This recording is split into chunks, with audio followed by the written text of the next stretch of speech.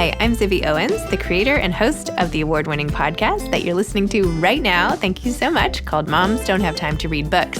It is a daily podcast, 365 days a year, and each day we talk to an author about all of the things related to their career, their book, their life, and more in 30 minutes or less, because who has time? I am now an author myself, although I wasn't when I started this podcast, and you can get my new memoir, Bookends, a memoir of love, loss, and literature, wherever books are sold starting July 1st, and my children's book, Princess Charming. You can learn more about me at zibbyowens.com, but really you're here to learn more about the authors, and that is what we're going to do. Also, be sure to check out all the other podcasts in the Zcast Podcast Network. You can learn more at zcastnetwork.com and definitely check out those shows as well.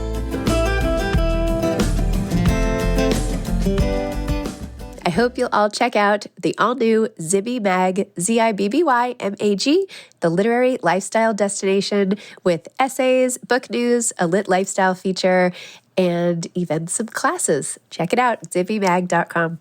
Alyssa Rosenheck is the author of The New Southern Style, The Interiors of a Lifestyle and Design Movement. Alyssa is a speaker, a best-selling author, a leader in interiors and architectural photography, and an expert in helping others tap into their creative courage and healing. Nationally, Alyssa has been recognized as a business leader, named one of the leading interior and architectural photographers in the country by Architectural Digest, and the voice of the New South in outlets like Forbes, The Washington Post, InStyle, Good Housekeeping, Good Grit, and People magazine. Alyssa has an unparalleled approach to being a purpose-driven visual storyteller for her clients, while also helping communities tap into their creative courage with her first book, The New Southern Style. Readers get an all-access pass into the conversations and home tours of more than 30 creative entrepreneurs. More than 47,000 words, Alyssa's mission with this project is to support the reader through life pivots, inspire creative courage, and encourage us all to be our own agents of change. Alyssa is amplifying the voices of the next generation of creatives and turning messages into movements. I had the pleasure of meeting Alyssa in person when I was in Nashville doing an event at Parnassus for Princess Charming, and we had a lovely coffee with Kyle, and she is just so warm and likable, and I'm excited to share her with all of you. Welcome, Alyssa. Thank you so much for coming on Moms Don't Have Time to Read Books. Well, thank you for having me, and thank you for everybody making time to listen. Oh, that's so sweet. So we met, when did we meet? You were a panelist. We were both in a Zoom or something, and I looked up your book and I was like, oh my gosh, I have to have this book, and it looks amazing. Wait, what was that? I don't even remember where we were. I chimed in with the Jewish book series. You were hosting an event. Zoom virtual event. Yeah. And I just fell in love with everything that you were saying, and you were so approachable. And who are you? Claire, were you interviewing? I think her name was Claire. Claire Gibson? Maybe. Okay. Yeah. And you guys were just having a really beautiful, no. It was a book. It was a book that it was an LA author, and she, I think, is a TV producer as well. And she was writing about love and loss. And it just was Melissa Gould? Mm-hmm. Melissa Gould. Yeah. Widowish. That's it. Yeah. It was a beautiful conversation, really approachable, really relatable. Oh my gosh. Well, since then I chimed in and I was eating powdered donuts and wearing a black shirt and I was mortified, but it was good. No, because you're so loved by the local bookstore. And then I bought, and I think my husband was on it too, because I bought your book, then he bought your book, then you sent us your book. And anyway, describe your book for everybody listening, because it is this gorgeous coffee table book with the exact design aesthetic that like we wish every room in our house looked like, basically. Now I want you to come and like redo our house or whatever. No, I mean, I love my house, but anyway, but it's not obviously just the design aesthetic, but so much more. So you tell us all about it. Thank you. The New Southern is essentially, it's a movement, and it's grounded in community, where I'm showing how we are humanizing our differences through the lens of creativity and building bridges. And I'm sharing really important conversations that take you through life pivots, how to navigate deep curiosity and creative courage. And for me, creativity is something that I personally can tell you that it saved my life. And I wrote it at the time, backing up a little bit. My career is, I'm an interiors and architectural photographer. And I wanted to see more substance in an industry that celebrated style. And it was really important for me to bring a new conversation to the table that I had not seen and in a very niche industry. And so is creativity a silver bullet solution? No, but it certainly brings everybody to the table, and it is a truth teller, and it connects us to community. And if we pursue it in a really vulnerable and honest way, it's also a companion to healing. How did creativity save your life? Oh my goodness. We could just answer that the rest of the time. I'm going to settle in. I know. I feel like right now, and I my book pubbed in 2020. And so right now, I still feel like creativity mothers me. It roots me. It reminds me to be really present and tethered to my moment. And those are moments that are often so fleeting and lost. And so originally, I was diagnosed with cancer at 32 years old. And up until that point, I had been living my life chasing these arbitrary levels of success, going a million miles per hour. I don't know if I was really rooted or paying attention to what was nourishing me and filling me up. I didn't even know what that meant. I was living from a really strong place of fear, of lack, of constantly having this fear of the rug being pulled out from underneath me, being fueled by the way I grew up in childhood. And that's not good. You're missing the present moment when you're making choices from past experiences. And that's what I was doing. And so when you hear you have cancer, I had thyroid cancer. It's a very survivable form, but we thought it had spread to my lungs briefly at the time. And that's when it really grounded me in my stillness. And that was the first time I took time to be still and really start navigating my life and taking stock in where I wanted to go, what I wanted my life to look like. And essentially, I had to break my old life and rebuild something more beautiful for myself. And so what did that look like? Tell me about that. And also, go back to the moment where you thought it had spread to your lungs and then you found out it hadn't. Tell me about that and who was around you and what that was like. I was at the kitchen table with my husband. His name is Ben, and he is my best friend. And he's in healthcare. He's a head and neck cancer surgeon, and he actually diagnosed me. And we met at a bar. We did not meet during this journey. And we were at the kitchen table and we were looking at scans, and we both had this moment. I have benign tumors in my lungs. And we briefly had this moment of, oh my goodness. And I started weeping in his arms saying how I wanted him to get remarried. And I know I still get so emotional about it because, life's about connection, and it's about those pure moments that aren't on social media and aren't, in this external world. And it's about love and who you bond with. And he was my greatest supporter during that journey. Oh, I'm so sorry. No, but it honestly was such a gift that gave me so much more than it took away, because it woke me up. And at that time, I really started to heal from the inside out instead of having this external world tell me what I needed. And I picked up a camera, and it was a healing catharsis during this period in my life. And it felt like a form of prayer for the first time. It felt like I was in a moving meditation. It brought me stillness. It brought me peace. And it connected me to parts that I thought were forever lost. And I rediscovered parts of myself that I never even knew existed. And so it was such a key to building a new life that had color and fulfillment and connection, deep connection. Wait, and go back to the amazing moment when you realized that the tumors were benign. Let's just finish this out. I literally he was holding me, and I was crying hysterically. And I feel like it was the first point through the cancer journey, post-surgery, finally getting cleared, that I recognized that I actually had cancer. I initially treated it like a common cold.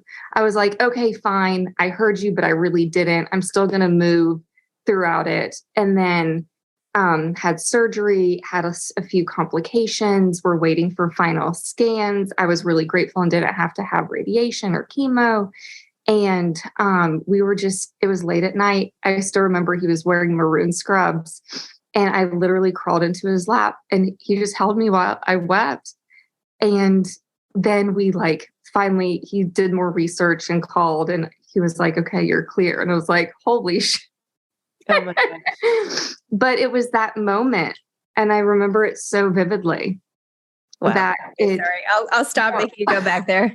I know. I'm watching the movie of your life in my head and just feeling it. So, but it woke me up, and I feel like life speaks to us, and it's whether or not we are listening. And we get so busy. We operate from our phones and our calendars and our schedules and other people's expectations. And I cleared out all of that clutter and really dove into this creative pursuit with interiors and architectural photography.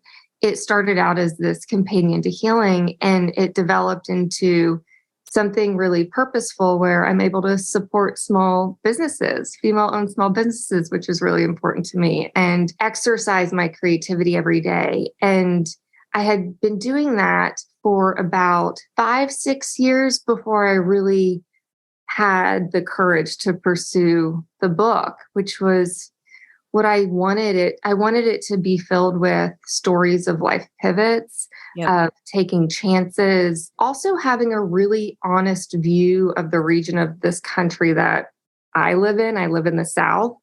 And growing up as a young, independent Jewish woman, making my way to Tennessee and working in a very homogenous industry, it just opened my eyes to see how much more progress we needed to make and we weren't making. And this book, I don't know how this happened, but I do feel like it was like a divine download for me to write during a specific time in history that was filled with so much division and tension and unrest and all of it. And to me, I'm really proud of this body of work. It was a leap of faith. I never thought I could write a book of this magnitude and photograph it. That's wild. I look back and when you give birth, you forget about all the pain. I feel like I've had that amnesia a little bit, but it's important conversations. And I think the more we can teach how to explore curiosity and healthy discourse and ways to not always agree, but come back together and use creativity as our own personal healing tool and a community builder, I just think that needs to be our way forward, even in today. So you could have written this book without any of your beautiful pictures, right? Mm-hmm. It could have taken many shapes and forms. Mm-hmm. How did you decide on making it look the way it did? I wanted the cover of the book. It's an empty chair. And the feeling I want you to have is to sit down and stay a while with me. And I wanted there to be an element of warmth. I also wanted there to be an element of shadows and light and style and substance. And I liked that dichotomy because we can't all have just hard conversations all the time. And I wanted the images to be an invitation to have deeper connection.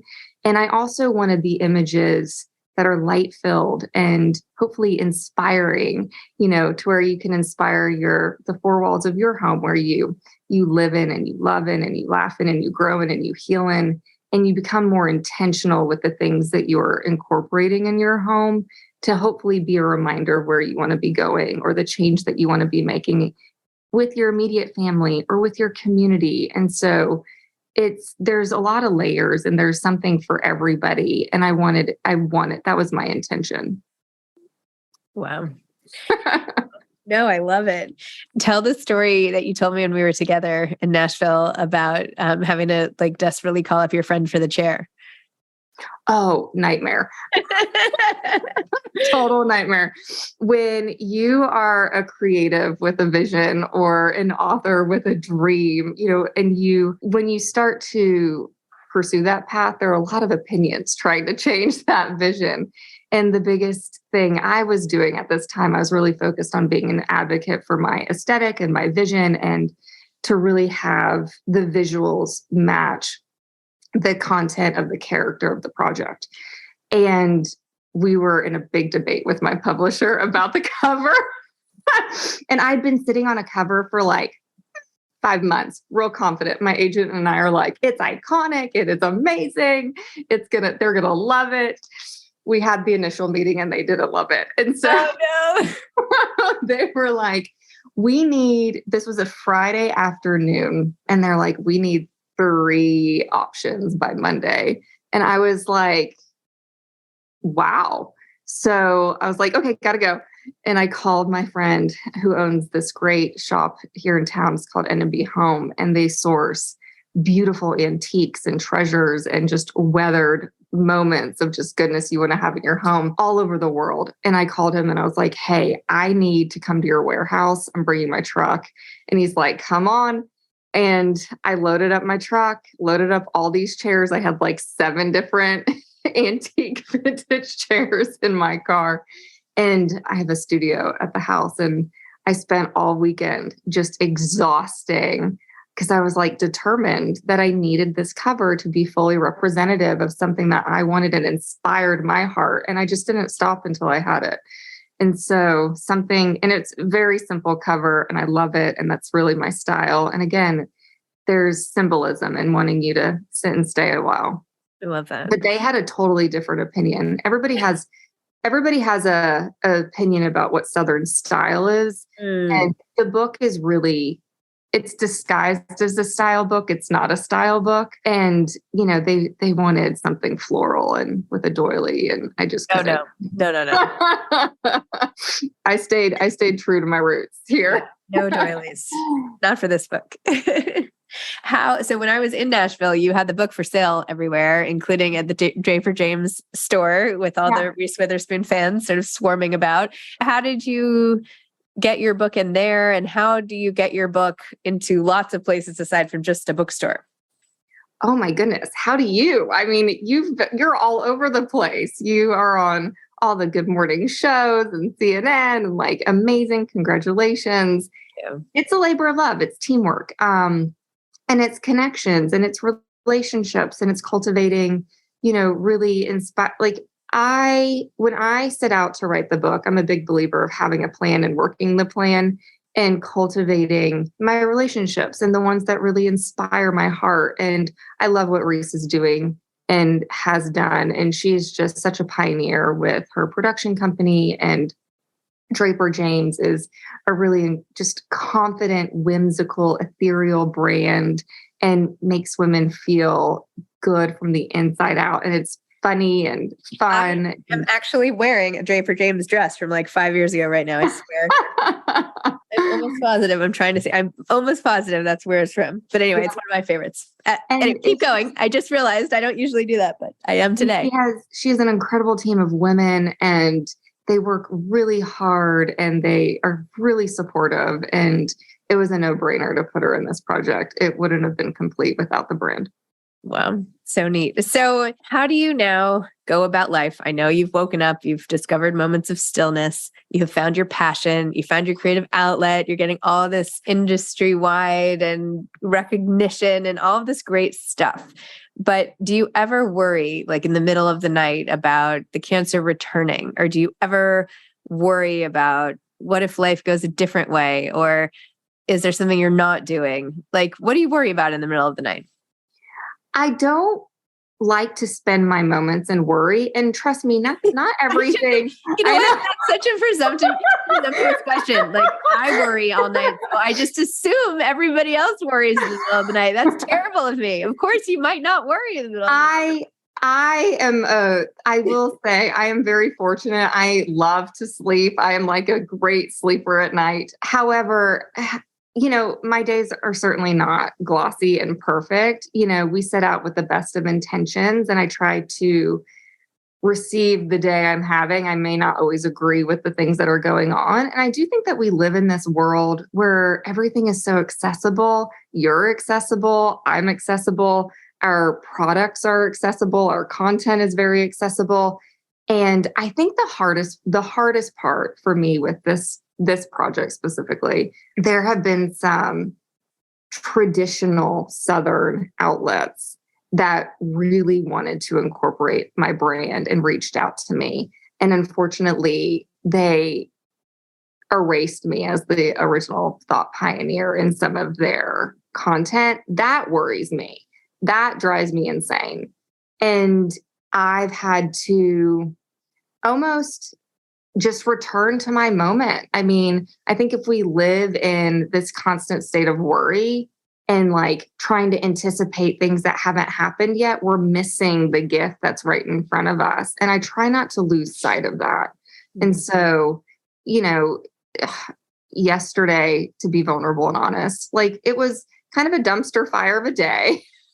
I carved out time. I didn't really have it, but I went to yoga and like just said no to something else and created that space for me. And, I woke up this morning, new day, new hope, and a new set of things, on my plate. But I try to navigate it with kindness and a humanity. And, that's all we can do, I think. I think I'm going to refer to my bad days now as dumpster fire type of things. It was a full dumpster fire. Oh my gosh. But, it's just one of those things. I've also at this point in my life, I'm becoming more discerning in terms of what I want to be saying yes to and what I'm saying no to. And I'm saying more no's. I'm really incubating my second book. That's really important to me. There may be, Ben and I may be expanding our family. That's really important to me. And I've had my business for 8 years now, and it has been nonstop for 8 years, managing projects and clients and dreams and all of these incredible things really intentionally. But now I still want those things, and they're going to happen just at a slower rate for me while I focus on other areas of my life. Well, you've certainly you have enough wisdom for the both of us, I feel like, today. A good perspective. Slowing down is something that sounds like a nice idea, which I'm having trouble implementing myself. When we were having coffee, I said, "Are you going to slow down?" And you looked at me and you were like, "No."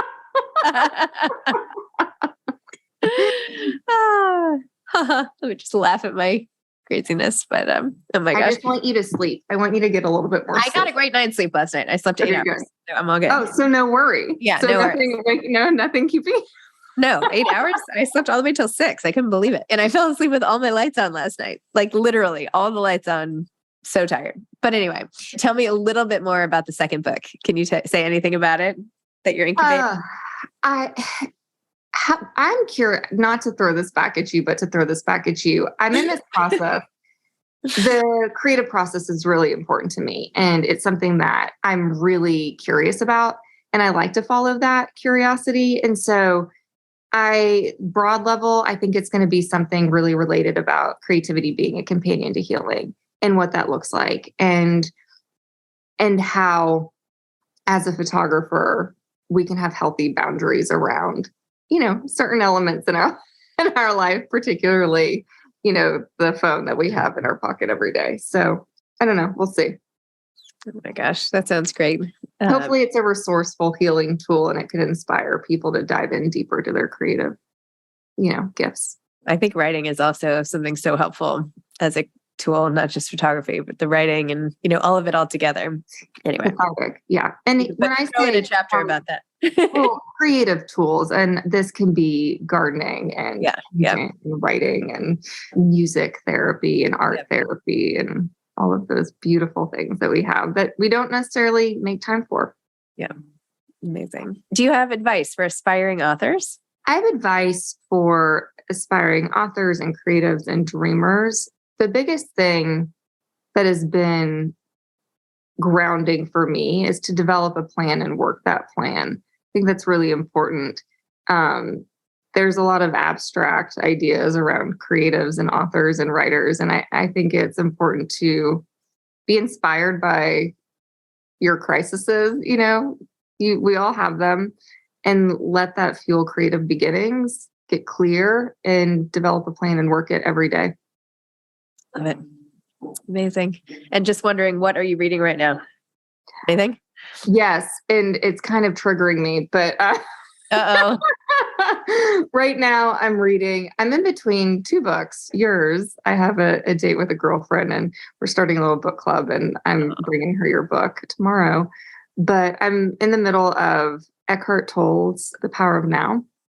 And it's good. It's hard. I mean, time is a construct and observing your thoughts and not judging your thoughts and returning to that undercurrent of peace. That is a daily practice. It is a lot. So when I'm having my dumpster fire of the day, I'm like, I don't have eternal peace right now. Oh my gosh. No one has eternal peace. Come on. What is that? That's like, I know. Oh Yeah. Alyssa, thank you. Thanks for coming on Moms Don't Have Time to Read Books. Thanks for your beautiful book, both the messages in the writing and the visuals and all of it. And I'm so glad our paths crossed. Me too. I'm grateful for you. Thank you for having me. Yeah. Thanks for coming on. Bye. Take care. Bye-bye. Thanks for listening to this episode of Moms Don't Have Time to Read Books. Don't forget to follow me on Instagram at Zibby Owens and at Moms Don't Have Time to Read Books.